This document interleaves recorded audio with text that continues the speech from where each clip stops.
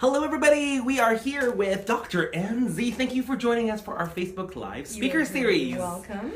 Okay, well, Dr. Z, what is your company name? And tell us, have you been around for a little bit, or?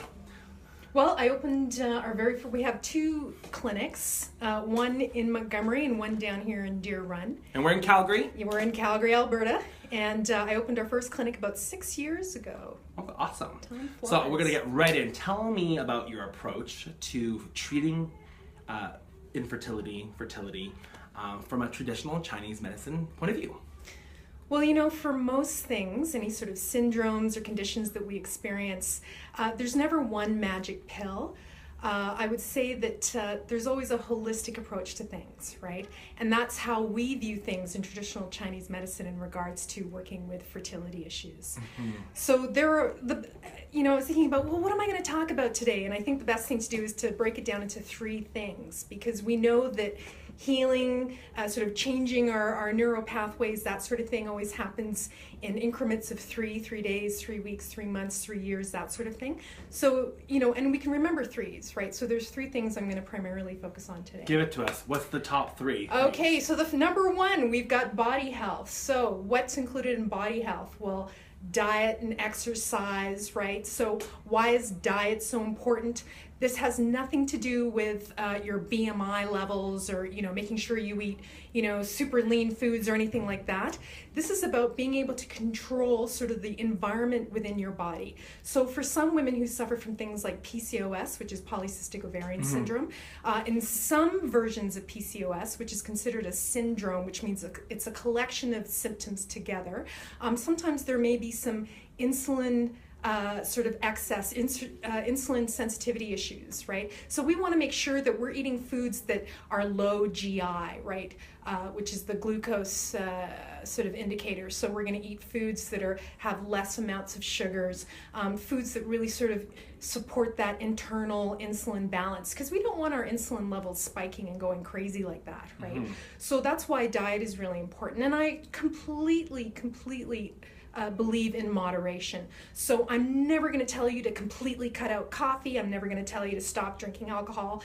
In some cases, that's absolutely ridiculous. However, I do think that 1 cup of coffee in the morning, and you know what? After a long week at work, if you want to have a glass of wine on a Friday night, absolutely, as long as everything is in moderation. Okay. So I can tell you that I literally went to the McDonald's drive-thru last night. So do you actually had salad? No, I was about to have an all-day breakfast. That's another whole different speaker series. But I ended up getting some, Big Macs and whatnot. So do you treat people who don't necessarily have the best diet practice? Like, what's the next thing? What's the number two? Well, you know what? Most of us don't. Let's be completely honest. You talked a lot about women. I actually would love to have a treatment. So do you treat men or? Of course we do. In fact, male factor, if we're going to talk about gotta fertility, have your sperm. That's right. Male factor is often 30 to 40% of the issue, right? So we absolutely treat guys. Yeah. Okay. So how do you make up that 70? How do you make me better? Like, do you? First of all, when I think of acupuncture or your care programs, you just start putting needles down there, or? You know what? We get that question a lot. Where do you put the needles? Don't worry, we don't. I came prepared. Yeah, we don't. Okay, good. I'll check that out later. But we don't sort of, we're very careful about the areas that we go, but we certainly don't treat any of the nether regions. Okay. Nathan, can I pop a needle in you just to show you the world? Okay. Well, for fertility issues, absolutely. In that case, yeah.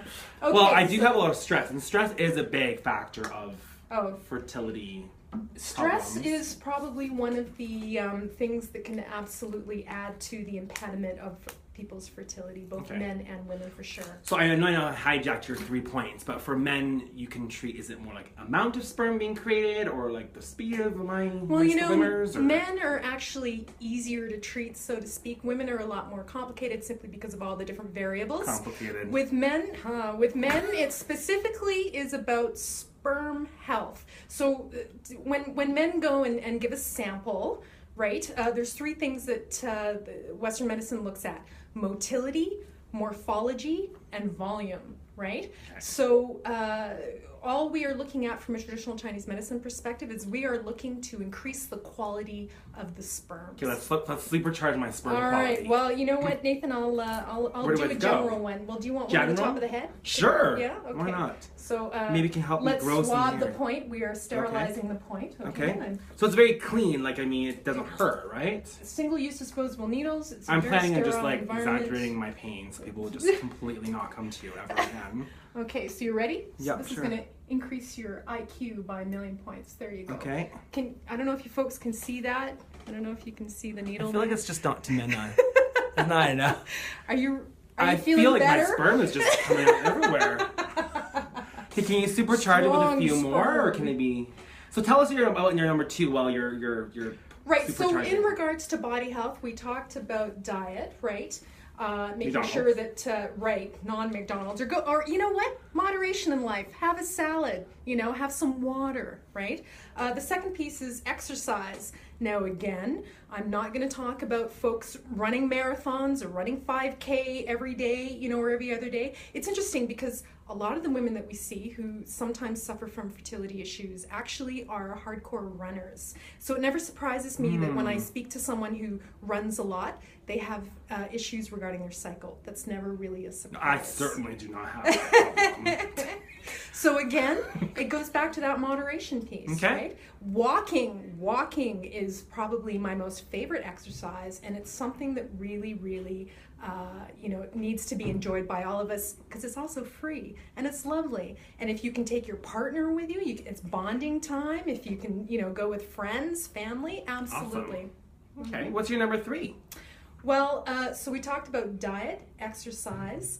Now, actually, so we talked about body health is the first thing. The second thing we're going to talk about is supplements. We get this question a ton, right? Because I want everybody to remember that traditional Chinese medicine, when it comes to working with, different sort of, health issues, it's always a holistic approach that is more powerful, more viable. So the second thing that I want to look at is supplements. So what kind of supplements should folks take? What's really good for egg health, uterine lining health? I mean, these are all really important. So when it comes to egg health, CoQ10, coenzyme Q10 is an amazing supplement. There are some studies that are linked to the fact that it can increase egg quality. Even though you may be told that, you're over 35 and that's it, honey, that's it. No more your eggs. your eggs, Gone. That's it. No, that's actually not true. You can improve the quality of the egg, and you can actually improve the housing in which the egg sits. Okay? So CoQ10, specifically ubiquinol, is really important. And acupuncture, traditional Chinese medicine, and Chinese herbs are beautiful in this regard, because what traditional Chinese medicine and acupuncture does is it really helps to strengthen the environment, the internal environment, and that's really key. I've never thought about that, because I thought it was more about like when you're carrying the baby, but actually it can affect the production of eggs too. So some of our egg donors should be doing some acupuncture. Well, absolutely, and as women, we're actually born with our eggs. Okay, and 3,000 of them, right? Absolutely. And by the time so it's 20 million, when we're born, and by the time we hit menopause, I think there's 20,000 or something. They just kind of but we can keep the quality of the egg strong by making sure that we are keeping the housing strong. Okay. And a really great analogy that I like to use, and this really applies to the uterine lining as well, is if you have twins, right, and you separate the twins at birth. This twin goes to live in a beautiful home. It's wealthy parents, great schooling, great food, lots of support, that sort of thing. This twin unfortunately goes through, gets bounced around through foster care, and they lead a life that is definitely more marginalized and a lot more difficult, right? When you bring them together at the age of 20, there's going to be a little bit of a difference between the two in terms of how they've sort of been able to come up and their strengths and their toolboxes in terms of how they manage their lives. So if we look at the housing, that's where acupuncture and traditional Chinese medicine can really support you through your fertility journey. Okay. You're touching on a lot of different things. Was there a third thing you're trying to add still, or? Well, so we talked about we talked about body health. We talked about supplementation, right? we're running. The third one, this one is free, and I can't tell you how important this one is. This one is about your spirit. Okay? This one is about remembering the joy in our lives. This one is key. How do you find joy?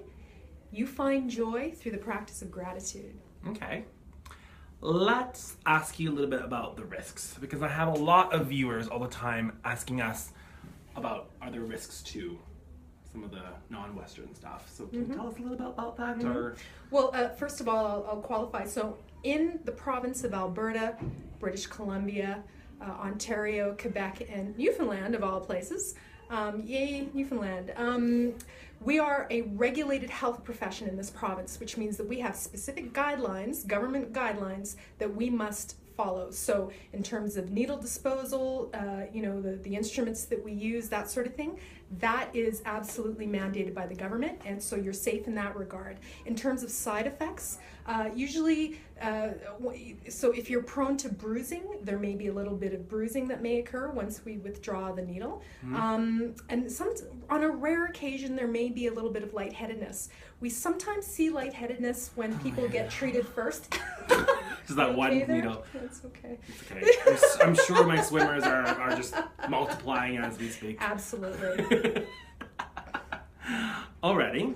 I did have one question coming into this today from one of our intended moms. So she's using an egg donor and also a surrogate. Okay. And she's planning on, she's looking into induced lactation. Is that something that acupuncture can help, or is that? Oh my goodness, a lot of times. So after women get pregnant and they have their babies, sometimes lactation is an issue. That definitely occurs. So there are a ton of different acupuncture protocols, and there's also some Chinese herbals that we can use as well, okay, that can actually help with that.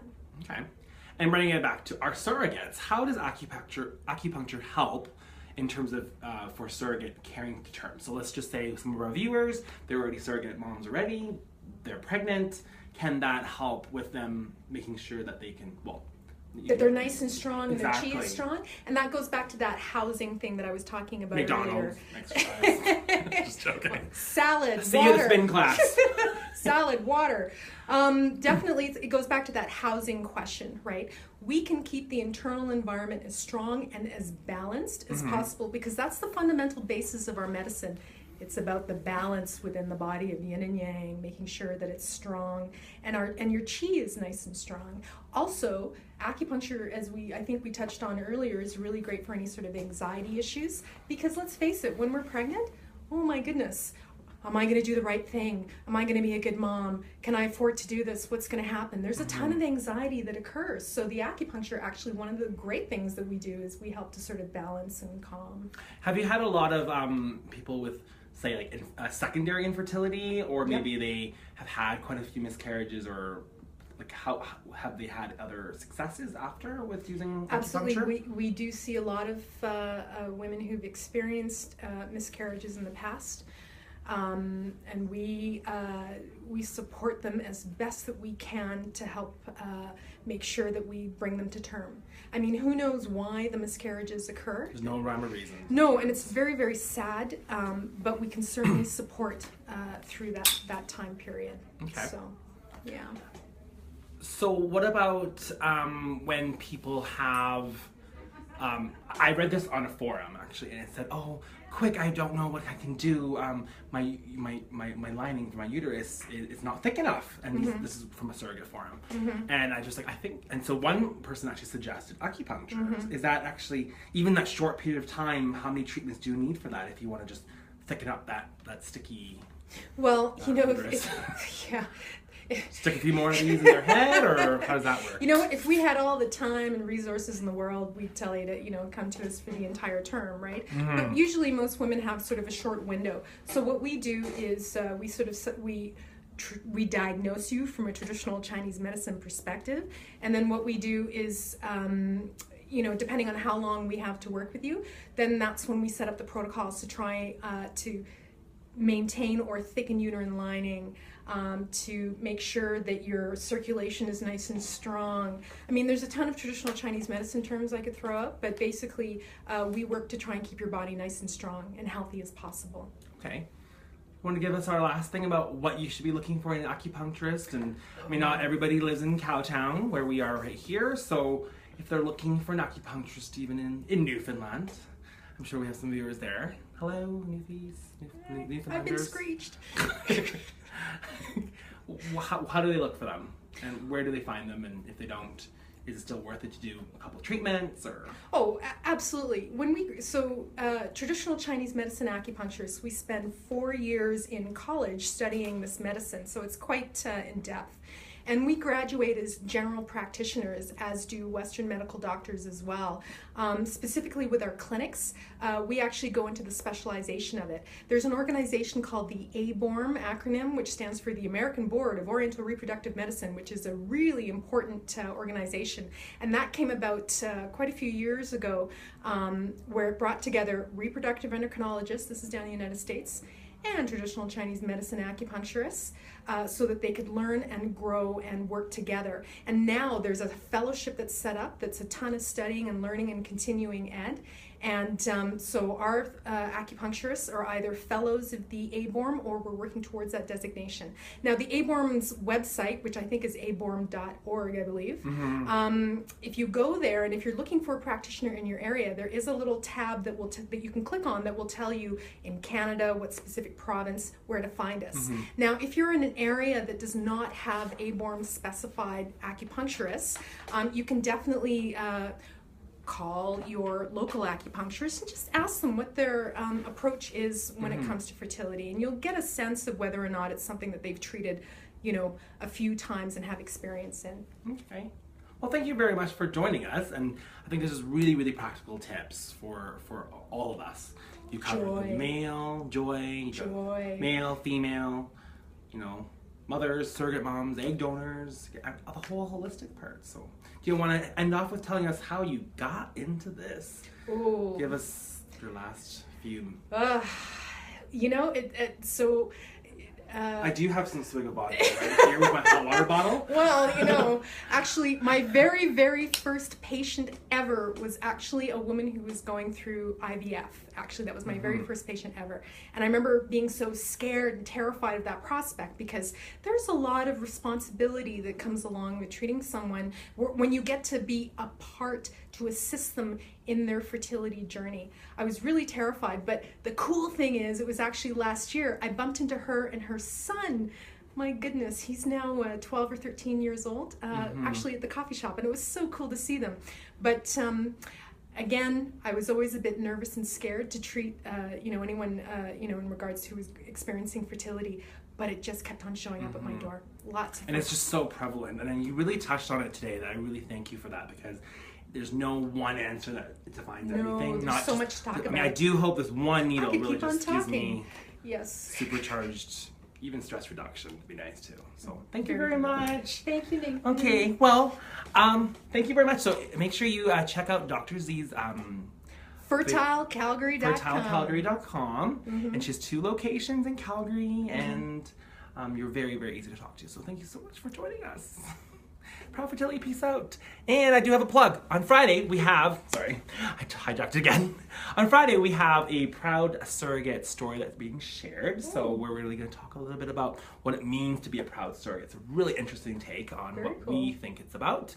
And we've got other ones lining up. So make sure you tune in to Proud Fertility Speaker Live Series.